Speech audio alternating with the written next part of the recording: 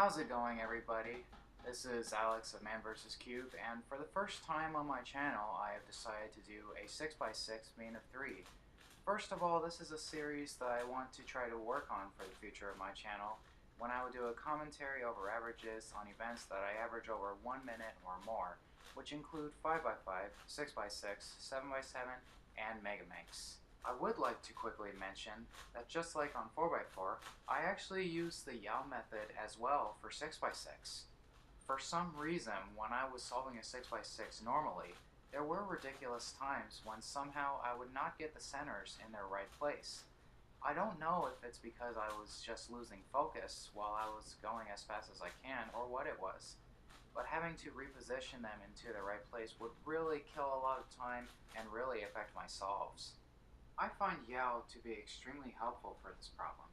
If you watch my solves carefully, you can see all the steps of YAO that I am going through.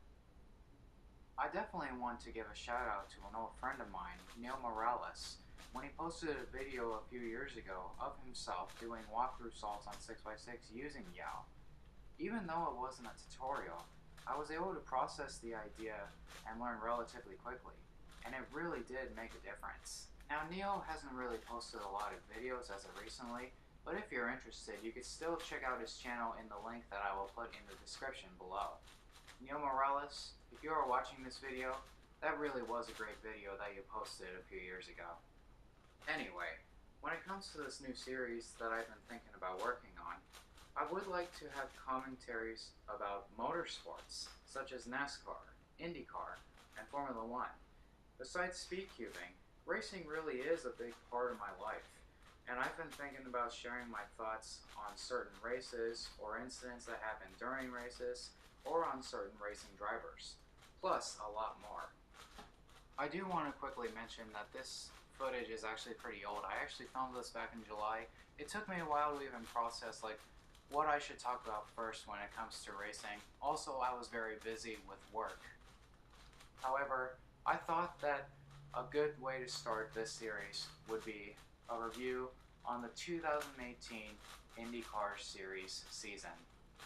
And now that the season is over, I really have to say, well, I don't know what to say, to be honest. I mean, probably the one word that I could even use to describe this season is not good, not bad, but rather, well, wild. Honestly, I cannot say that this was one of the best seasons that I've ever seen in IndyCar because I am pretty disappointed with the finish. To be honest, I'm not really a fan of Scott Dixon, who just won the championship a few days ago because, well, it's nothing personal about Scott Dixon. It's just that he wins too many races, and I really want to see, new drivers getting their first win and, getting their first championship. It's just one of those things where I feel like, it can't always be, one driver. Surely 5 championships and, however many races Scott has won, it is pretty impressive for a record, but, I'm always wanting to see, new drivers win races and win championships and all that kind of stuff, but, I still can't say that it wasn't a very bad season because, there were still, many good races, at least in the beginning. Especially the Indianapolis 500. I mean, it was so amazing to see my favorite driver, Will Power, win that race after 11 years of trying, 11 years of adversity and frustration, and especially after he went through 4 consecutive years of coming so close to winning the championship before finally prevailing in 2014. I waited so long to see Will Power win the Indy 500. I still think that the 2016 Indy 500, the 100th running of the Indy 500, I mean, 100 years of racing, I feel like that will always be the best 500 that I've ever seen. But honestly, to see my man, Will Power, win the biggest race of his career, it was definitely about time. And honestly, I'm not going to go too much into detail for that race because I do plan on making a separate video of this year's Indy 500 as well sometime in the near future. And so I would like to go all the way back to the beginning of the year. I mean, just before the season even got started for IndyCar, there were so many unknowns coming into 2018 for IndyCar. I mean, none of us could have predicted how this season was going to go, especially with everything that was in store for IndyCar.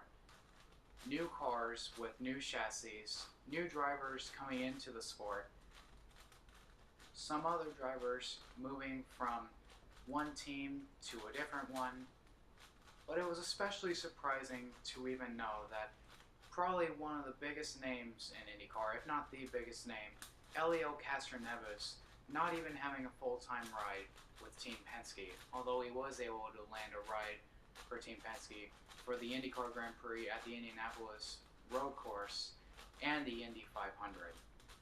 But honestly, the way the season even started with the very first race at St. Petersburg, I should have known that was a sign that the whole season was going to be wild, because it literally started with what I describe as one of the wildest races I've ever seen watching IndyCar, if not the wildest. Especially seeing Canadian rookie Robert YuXin. I mean, I didn't even know who this guy was until the race even started. I can't even believe he started on the pole. He led the most laps of the race. He was going to do the unthinkable, win his very first IndyCar race, just like Graham Rahal did 10 years ago back in 2008. I mean, everything was going absolutely perfect for Robert YuXin for his very first race. Everything was absolutely flawless until next thing you know, the very end did not play out the way expected.